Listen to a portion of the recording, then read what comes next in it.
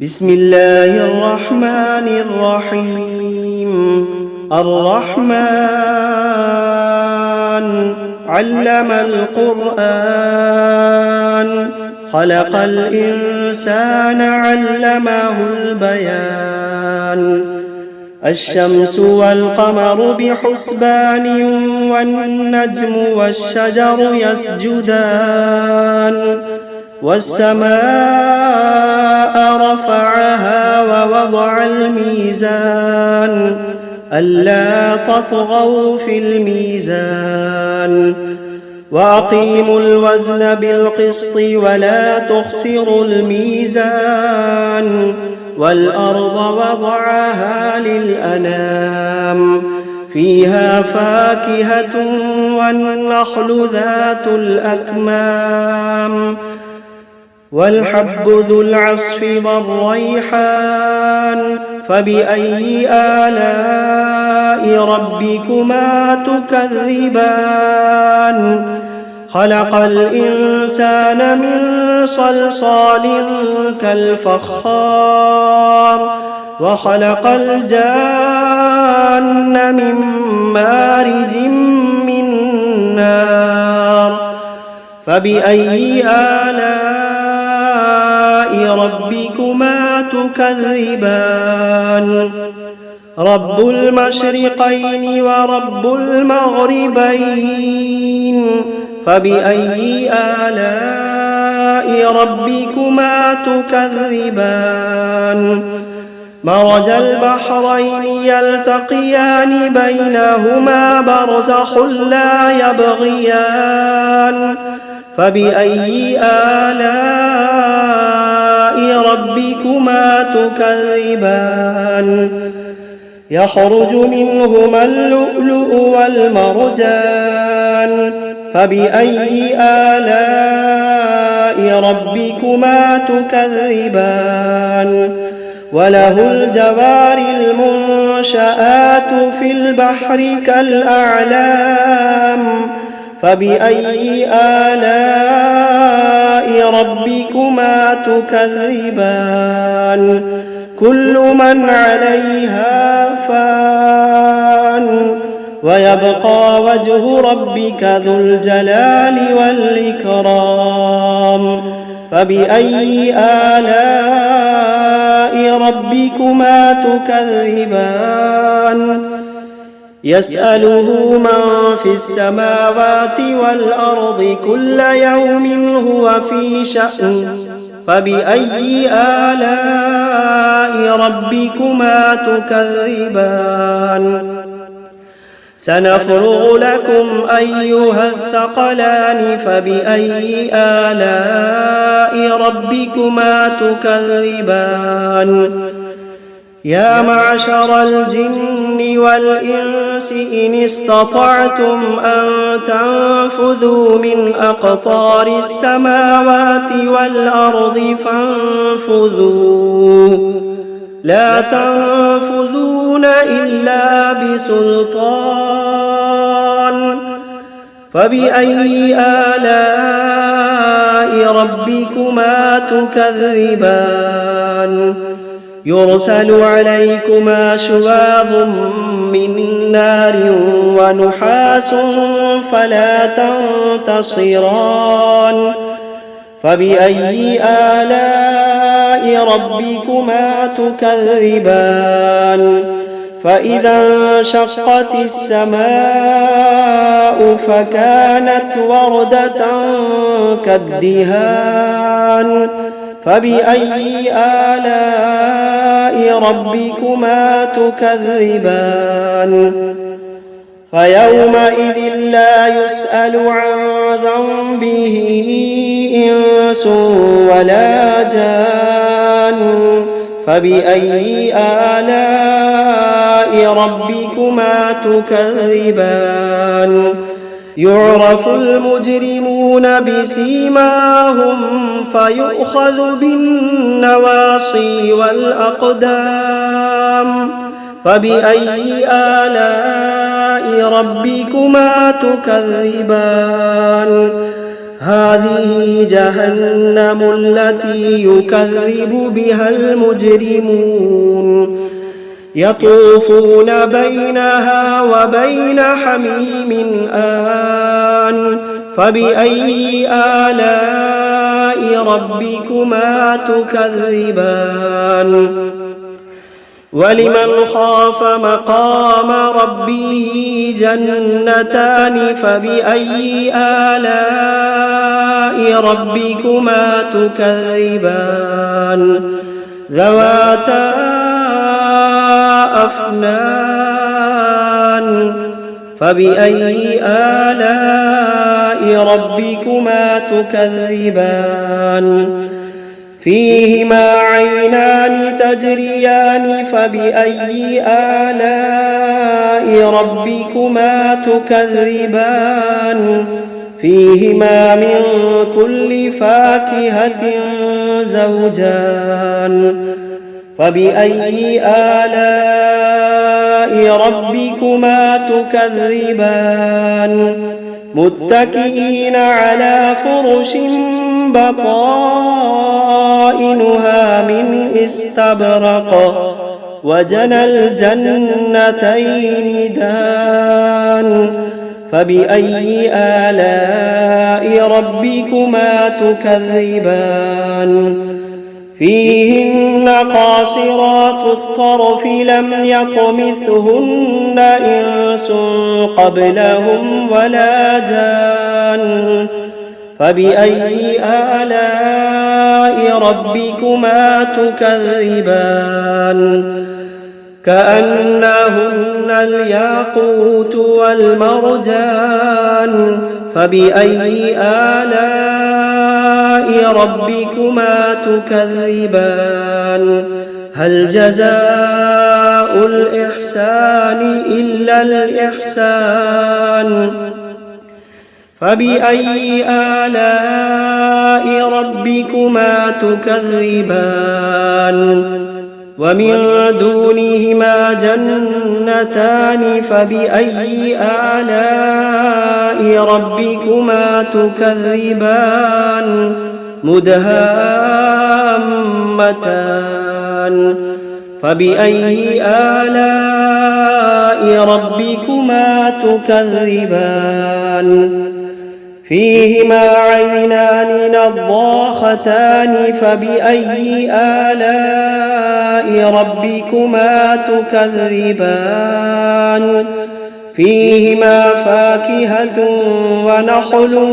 ورمان فبأي آلاء ربكما تكذبان فيهن خيرات حسان فبأي آلاء ربكما تكذبان حور مقصورات في الخيام فبأي آلاء ربكما تكذبان لم يطمثهن إنس قبلهم ولا جان فبأي آلاء ربكما تكذبان متكئين على رفرف خضر وعبقري حسان فبأي آلاء ربكما تكذبان تبارك اسم ربك ذي الجلال والإكرام بسم الله الرحمن الرحيم تبارك الذي بيده الملك وهو على كل شيء قدير الذي خلق الموت والحياة ليبلوكم أيكم أحسن عملا وهو العزيز الغفور الذي خلق 7 سماوات طباقا ما ترى في خلق الرحمن من تفاوت فارجع البصر هل ترى من فطور ثم ارجع البصر كرتين ينقلب إليك البصر خاسئا وهو حسير ولقد زينا السماء الدنيا بمصابيح وجعلناها رجوما للشياطين وأعتدنا لهم عذاب السعير وللذين كفروا بربهم عذاب جهنم وبئس المصير إذا ألقوا فيها سمعوا لها شهيقا وهي تفور تكاد تميز من الغيظ كلما ألقي فيها فوج سألهم خزنتها ألم يأتكم نذير قالوا بلى قد جاءنا نذير فكذبنا وقلنا ما نزل الله من شيء إن أنتم إلا في ضلال كبير وقالوا لو كنا نسمع أو نعقل ما كنا في أصحاب السعير فاعترفوا بذنبهم فسحقا لأصحاب السعير إن الذين يخشون ربهم بالغيب لهم مغفرة وأجر كبير وأسروا قولكم أو اجهروا به إنه عليم بذات الصدور ألا يعلم من خلق وهو اللطيف الخبير ألا يعلم من خلق وهو اللطيف الخبير هو الذي جعل لكم الأرض ذلولا فامشوا في مناكبها وكلوا من رزقه وإليه النشور أأمنتم من في السماء أن يخسف بكم الأرض فإذا هي تمور أم أمنتم من في السماء أن يرسل عليكم حاصبا فستعلمون كيف نذير ولقد كذب الذين من قبلهم فكيف كان نكير أولم يروا إلى الطير فوقهم صافات ويقبضن ما يمسكوهن إلا الرحمن إنه بكل شيء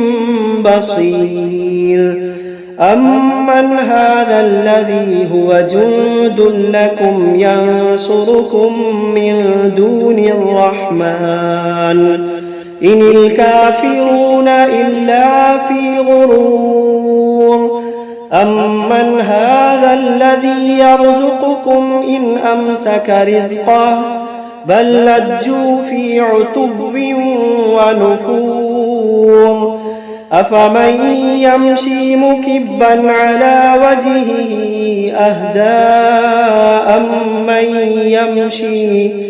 أمن يمشي سويا على صراط مستقيم قل هو الذي أنشأكم وجعل لكم السمع والأبصار والأفئدة قليلا ما تشكرون قل هو الذي ذرأكم في الأرض وإليه تحشرون ويقولون متى هذا الوعد إن كنتم صادقين قل إنما العلم عند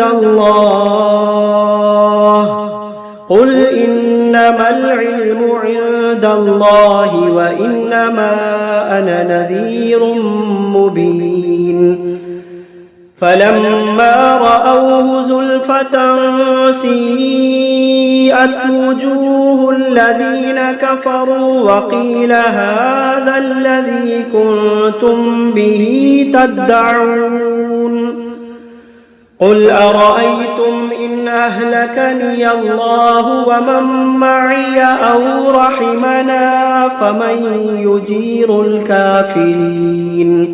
فمن يجير الكافرين من عذاب أليم قل هو الرحمن آمنا به وعليه توكلنا فستعلمون من هو في ضلال مبين قل أرأيتم إن أصبح ماؤكم غورا فمن يأتيكم بماء معين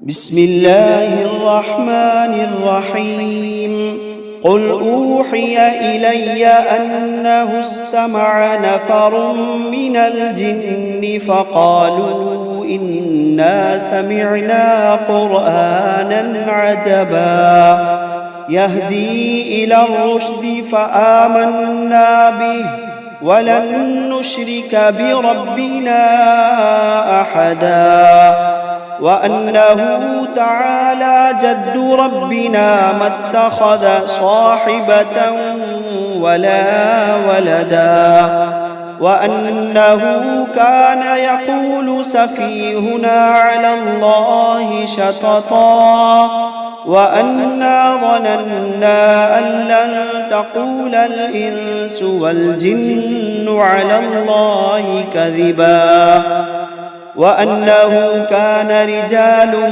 من الإنس يعوذون برجال من الجن فزادوهم رهقا وأنهم ظنوا كما ظننتم أن لن يبعث الله أحدا وأنا لمسنا السماء فوجدناها ملئت حرسا شديدا وشهبا وأنا كنا نقعد منها مقاعد للسمع فمن يستمع الآن يجد له شهابا رصدا وأنا لا ندري أشر أريد بمن في الأرض أم أراد بهم ربهم رشدا وأنا منا الصالحون ومنا دون ذلك كنا طرائق قددا وأنا ظننا أن لن نعجز الله في الأرض ولن نعجزه هربا وأنا لما سمعنا الهدى آمنا به فمن يؤمن بربه فلا يخاف بخسا ولا رهقا وأنا منا المسلمون ومنا القاسطون فمن أسلم فأولئك تحروا رشدا وأما القاسطون فكانوا لجهنم حطبا وأن لو استقاموا على الطريقة لأسقيناهم ماء غدقا لنفتنهم فيه ومن يعرض عن ذكر ربه يسلكه عذابا صعدا وأن المساجد لله فلا تدعوا مع الله أحدا وأنه لما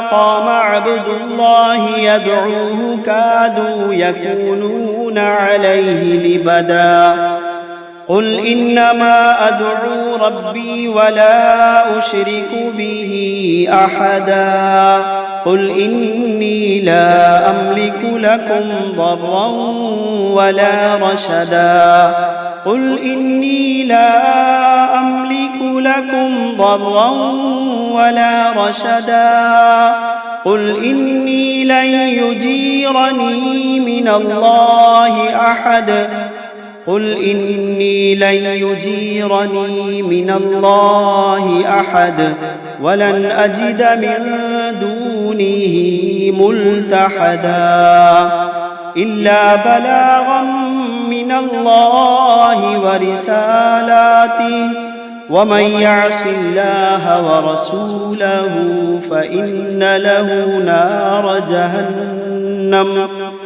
ومن يعص الله ورسوله فإن له نار جهنم خالدين فيها أبدا حتى إذا رأوا ما يوعدون فسيعلمون من أضعف ناصرا وأقل عددا قل إن أدري أقريب ما توعدون أم يجعل له ربي أمدا عالم الغيب فلا يظهر على غيبه أحدا إلا من ارتضى من رسول فإنه يسلك من بين يديه ومن خلفه رصدا ليعلم أن قد أبلغوا رسالات ربهم وأحاط بما لديهم وأحصى كل شيء عددا.